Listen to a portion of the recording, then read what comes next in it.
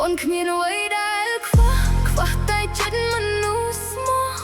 ស្រឡាញ់បងថ្នាក់នេះតែបងមើលមិនឃើញសោះ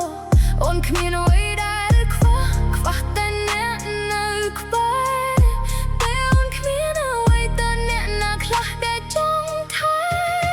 បងមិនដឹងទេពេលអូនយំអូនបាច់មុតមិនណយណាណាលឺពេលគេមើលងាយអូនញញឹមតែខាងក្នុងវាសែនឈឺមិនចង់សងសឹកតែចង់ជោគជ័យឲ្យគេបានឃើញថ្ងៃណាអូនឡើងដល់កំពូលកុំមកសួរថាអូននៅចាំបងទេ